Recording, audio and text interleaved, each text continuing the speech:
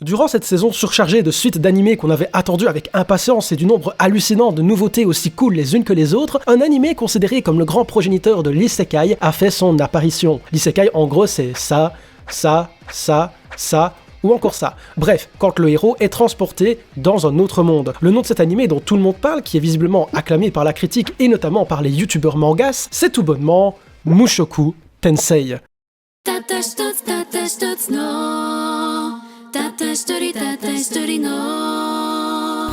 L'histoire débute lorsque Truck-chan, qu'on ne présente plus, envoie dans l'au-delà un homme de 34 ans. Toutefois, celui-ci se réveille non pas au paradis ni en enfer, mais bien en tant que bébé réincarné auprès de sa nouvelle famille. Toujours doté de sa conscience d'adulte, il va vite comprendre qu'il s'est réincarné dans un autre monde d'épée et de magie, et qu'au final, Truck-chan lui a donné une nouvelle chance, une chance de refaire sa vie et de se créer un avenir. Rudeus, ce nom de notre héros dans ce nouveau monde, va donc grandir dans cet univers, le découvrir et apprendre la magie. Après seulement quelques épisodes, on peut rapidement prendre conscience de nombreuses qualités que possède Mushoku Tensei. Dans un premier temps, malgré qu'on ait vu à de nombreuses reprises le concept de réincarnation dans un autre monde de type RPG fantasy, le concept de faire renaître en tant que bébé le héros est intéressant sur plusieurs points. Premièrement, ça permet au héros ainsi qu'au spectateur de bien symboliser qu'on reprend tout à zéro, que tout est à refaire et que le héros, notre protagoniste Rudeus, peut devenir quelqu'un d'autre. Je pense que si le héros était réincarné à son âge, alors ce serait assez difficile de s'imaginer qu'il puisse devenir quelqu'un de totalement différent et non pas une version légèrement améliorée de lui-même. Ici, on peut imaginer que le personnage devienne une autre personne car on lui laisse le temps pour sa rédemption. On accorde vraiment une seconde chance au héros et sur le papier, j'aime beaucoup le concept. Ensuite, également, gros point fort pour Mushoku Tensei, c'est tout bonnement son rythme. J'aime énormément que l'on suive notre héros enfant qui n'a donc qu'une seule chose à faire, apprendre. De ce fait, nous apprenons avec lui. La construction de l'univers de Mushoku Tensei se fait de façon très posée, on ne rush pas, l'anime prend son temps pour développer son univers et surtout son concept de magie, de façon particulièrement bien amenée, avec notamment des personnages super sympas, mention spéciale à Roxy, la préceptrice de Rudeus, qui est probablement mon personnage favori de la série. Il n'y a rien à reprocher au rythme de Mushoku Tensei, on a un mix bien géré entre les péripéties de Rudeus et son apprentissage de la magie, l'introduction des différents personnages et la construction de l'univers. Ce qu'on pourrait reprocher à pas mal d'œuvres issues du genre Isekai, ce serait d'utiliser le concept même du genre, à savoir faire réincarner ou transporter le héros dans un autre monde, sans forcément que la situation du héros dans le monde initial, bien souvent la réalité, n'ait réellement d'impact sur lui ni même sur l'univers dans lequel il va évoluer. Il arrive qu'on nous propose donc juste un univers RPG, fantasy des plus banals, sans même utiliser ce qui fait de l'isekai un genre intéressant, et ça c'est bien dommage. Alors que dans Mushoku Tensei, le héros est un énorme hikikomori qui ne prend pas la peine d'aller à l'enterrement de ses parents, préférant mater des vidéos indécentes sur son PC,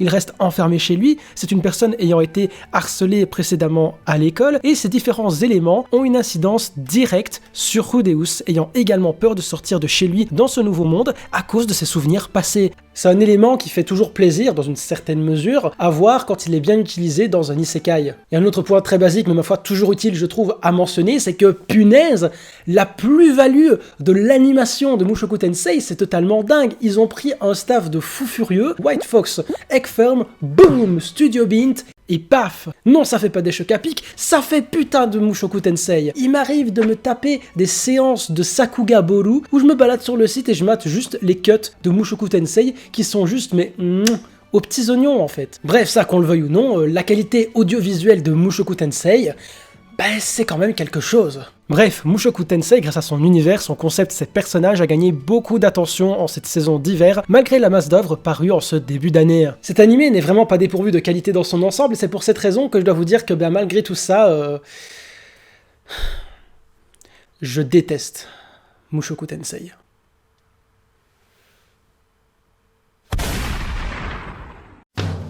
Franchement les gars, j'ai tout donné, c'était assez dur, je vais pas vous mentir, et ce dès le premier épisode à cause de réflexions assez gênantes de la part du héros, quelques délires assez chelous, mais je pouvais pas m'arrêter là, parce que je vous faisais confiance, et je me disais que, oui, vous aviez raison, ça allait être génial après un moment. Je sentais qu'il y avait un truc avec Mushoku Tensei, j'ai donc bataillé semaine après semaine, mais malheureusement après 6 épisodes, soldat tombé au combat, c'était vraiment plus possible pour moi. Honnêtement, j'ai vraiment trop de mal avec Mushoku Tensei, tant cet animé me rend inconfortable et dans le très mauvais sens du terme. L'accumulation de tous les trucs cringe de Mushoku Tensei a commencé par le héros et ses délires super malsains qui viennent même parfois, en plus d'être juste irritants, gâcher des scènes plutôt poignantes, son attirance pour les gamines alors qu'il a 34 piges et surtout avec l'aberration qu'il réalise dans l'épisode 6, ces choses m'ont fait stopper la série.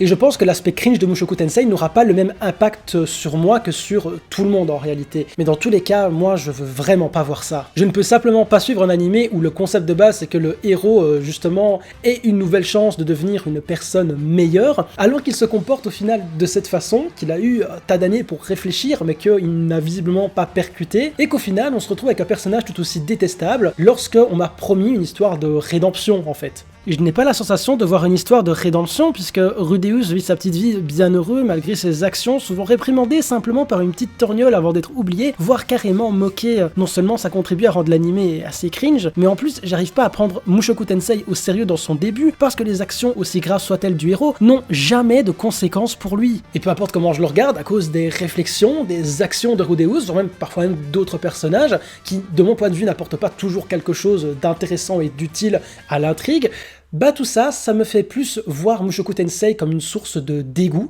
plutôt qu'une source d'intérêt et de divertissement. Franchement, je peux comprendre qu'on me dise qu'il faut du temps et qu'il évoluera plus tard, que le Rudeus du 20e épisode sera totalement différent, mais désolé, de mon point de vue, j'ai pas le temps de voir l'équivalent de 10 heures de Malaise TV pour voir un héros évoluer alors qu'il a eu 12 ans pour capter qu'il avait une chance d'être droit dans ses bottes et d'éviter de redevenir comme avant. Je trouve que le bail, au final, de faire réincarner le héros en bébé, là où il aurait pu vraiment avoir un intérêt niveau rédemption au final, je perçois plutôt cette réincarnation en jeune homme comme un moyen de banaliser les agissements du héros et de donner à l'animé une image un peu saine entre guillemets, plus en tout cas que si le héros faisait les mêmes actions avec le corps d'un gars de 30 piges passé. Et quand bien même, je suis frustré qu'au fur et à mesure des épisodes, les agissements du héros ne soient jamais punis. Limite si le gars est pas récompensé en constituant son entourage de meufs d'espèces différentes, et pour certaines, sorties de la maternelle. Franchement, en 4-5 ans, rares sont les fois, je pense, où je vous ai déconseillé des animés. La dernière fois, c'était quand même peut-être assez récent, c'était avec le cas Ex-Arm de cette saison également, et encore, comme je vous le disais, libre à vous de consacrer le temps que vous souhaitez aux animés que vous souhaitez, bien évidemment. Et cette fois aussi, concrètement, je ne peux pas personnellement vous conseiller Mushoku Tensei. Toutefois, je ne vous le déconseille pas pour autant. Je trouve même que, en fonction de à quoi vous êtes véritablement sensible, il y a véritablement de très bonnes raisons d'aimer, et voire même juste simplement de regarder Mushoku Tensei. Franchement, j'ai pas de problème avec les personnes qui aiment Mushoku Tensei, qui le continuent, j'ai de très bons amis qui l'apprécient, et c'est pas vraiment un problème, en fait. Par contre, là où ça commence à m'énerver, c'est quand il y a des personnes qui sont tellement fermées d'esprit et qui adulent Mushoku Tensei, qu'ils viennent à réfuter de façon très fermée les personnes qui justifient leur drop parce que tout simplement ils ont trouvé ça cringe, mais qui surtout défendent les agissements du héros qui sont pour moi injustifiables avec des arguments à 2 balles, c'est le moins qu'on puisse dire. Et on va en passer quelques-uns en revue, parce qu'il faut qu'on en parle. Dans ma vidéo sur les animés d'hiver 2021, j'ai mentionné que les propos du héros étaient très moyens par rapport à Roxy, mais beaucoup m'ont dit qu'elle avait pas finalement vraiment 12 ans, que c'était pas vraiment celle qu'on pensait, etc. Et alors, j'ai envie de dire... On ne dit à aucun moment que Roxy n'est pas la personne qu'elle est à ce moment-là de la série, ça reste cette jeune fille avec une douzaine d'années en apparence, et Rudeus reste ce jeune homme avec une mentalité quand même de 34 ans, et quand bien même ce serait expliqué 10 tomes plus tard, ça ne change rien au moment où l'on découvre la série, ça n'en est pas moins dérangeant en réalité. De même pour les personnes qui justifient que Rudeus ça touche des filles ayant pas 10 piges dans leur sommeil parce qu'il a été soi-disant traumatisé. Alors autant se faire bully et du coup pas vouloir sortir de chez lui, ne pas retourner en cours, etc. Je peux totalement le comprendre et j'ai même trouvé ça assez intéressant. Par contre, se faire bully et du coup être attiré par les gosses, je pense qu'il n'y a pas de rapport là, je suis pas fou quand même. Et si on justifie ça par le fait qu'il n'ait pas beaucoup d'expérience avec les filles de son vrai monde, c'est cancel aussi comme argument.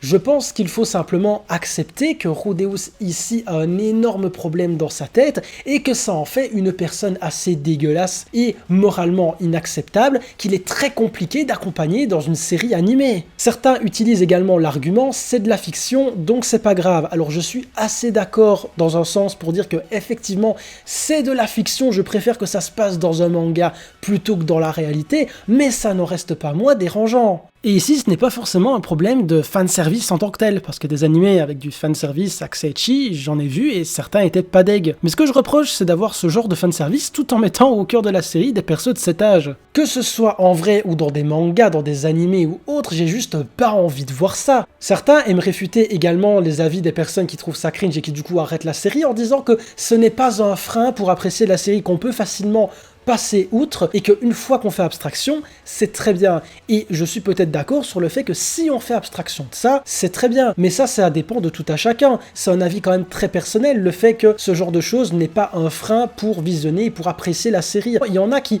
arrêtent des animés parce qu'un personnage meurt. Il y en a qui arrêtent par exemple Fairy Tail à cause du fanservice ou à cause du pouvoir de l'amitié. Et je trouve que ce genre d'arguments sont tout aussi pertinents, intéressants et valables comme raison pour arrêter un animé. Autant que de voir un mec, voire même des gosses, utilisés comme source de fanservice. Je suis désolé.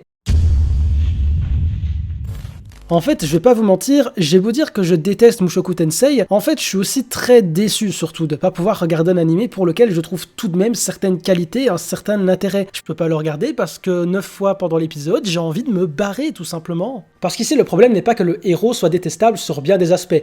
Personnellement, je trouve que c'est pas une raison pour dire qu'une œuvre est mauvaise. C'est pas parce que je regarde un animé que j'ai forcément envie d'avoir des héros avec plein de bonnes valeurs, des messages véhiculés absolument incroyables. Non, c'est pas nécessaire toujours pour faire une œuvre divertissante et qui se laisse regarder. Un animé peut être génial, sans bon message et avec des personnages qui ont pas vraiment un super bon fond. Mais ce que je déteste, c'est quand on me met en avant un héros avec des traits de caractère qui me dégoûtent et qu'on me les met sous le nez à tous les épisodes, parfois pour que dalle, que c'est tourné carrément en dérision, voire même qu'on utilise des subterfuges pour faire passer ça comme si de rien n'était. Mais enfin soit. Mushoku Tensei a des qualités, d'ailleurs aussi surprenant que ça puisse paraître de mon point de vue, il a une communauté de fans immense et n'a pas tant fait drama que ça. Maintenant, je pense que c'est soit tu supportes ce genre de choses, cette ambiance malsaine, ce héros, et donc tu kiffes l'animé, soit tu le détestes et tu trouves l'animé beaucoup trop malsain que pour le continuer, et dans un cas comme dans l'autre, il n'y a pas véritablement de mauvaises options. On a tous un ressenti différent sur ce que l'on regarde, et je pense très sincèrement qu'il y a 1001 manières d'aimer et de détester un animé, et que la vôtre est tout aussi valable que la mienne. Cette vidéo étant terminée, j'espère qu'elle vous aura plu, même si vous n'êtes pas forcément d'accord avec mon point de vue sur Mushoku Tensei. L'espace commentaire est fait pour en débattre, donc n'hésitez pas. Tant qu'il reste cordial, il n'y a évidemment aucun problème. Je tiens à dire que je ne parlerai plus de Mushoku Tensei, que ce soit en vidéo ou en live. Voilà, c'était la vidéo, parce qu'on m'avait demandé pas mal de fois mon avis, mais je ne compte plus en parler. Je m'étais juste dit que ce serait pas une mauvaise chose de vous répondre, de vous donner mon ressenti par rapport à Mushoku Tensei. Sur ce, j'espère que la vidéo vous aura plu une fois de plus, et on se retrouve très bientôt sur Twitch, sur YouTube, pour de prochaines vidéos. Je vous souhaite une bonne journée, une bonne soirée, à la prochaine.